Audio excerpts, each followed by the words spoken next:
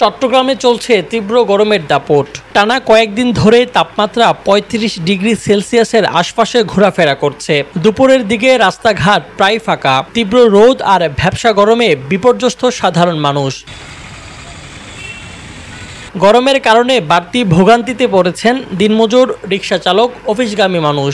প্রচণ্ড গরম থেকে বাঁচতে কেউ মাথায় পানি ঢালছেন, কেউ ছায়ার আশ্রয়ে সাময়িক স্বস্তি খুঁজছেন। অসহ্য এই গরম আমাদের জীবনযাত্রাতে অবশ্যই ব্যাঘাত সৃষ্টি করতেছে। গরমে আমাদের চলাফেরা অনেকেই কষ্ট হচ্ছে, বা বয়োবৃদ্ধ যারা তাদের জন্য বেশি কষ্ট হচ্ছে। গতকালের চেয়ে আজকে একটু বেশি গরম, আর বেচাকিনা একটু কম আর কি আগের তুলনায়। আর গরমের সংখ্যা আগের চেয়ে একটু বেশি, শরবত একটু ভালো চলে। এই গরমের মধ্যে গাছ-গাছালি লাগানোর দরকার, ছায়ার দরকার আছে বাবা। তারপরে খুব অশান্তিতে আছে। দিনকাল চলে মোটামুটি আলহামদুলিল্লাহ ভালোই, কিন্তু গরম তো পড়তেছে বেশি। এখন তো গরমের সিজন, তাই একটু গরম পড়ে।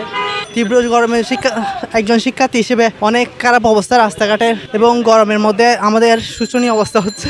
তীব্র গরম একটু তো অশান্তি থাকতে লাগবে। যখন গরম তো একটু কষ্টসাধ্য হয়ে যাচ্ছে, কলেজে আসতে যাওয়াতে একটু যখন গরম লাগতেছে। চট্টগ্রাম আবহাওয়া অফিস জানিয়েছে, দক্ষিণ পশ্চিম মৌসুমি বাতাস এখনও সক্রিয় নয়, ফলে আগামী কয়েকদিনেও এই গরম অব্যাহত থাকতে পারে।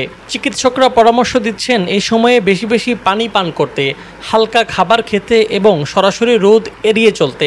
বিশেষ করে শিশু ও বৃদ্ধদের যত্নে রাখার তাগিদ দিয়েছেন বিশেষজ্ঞরা।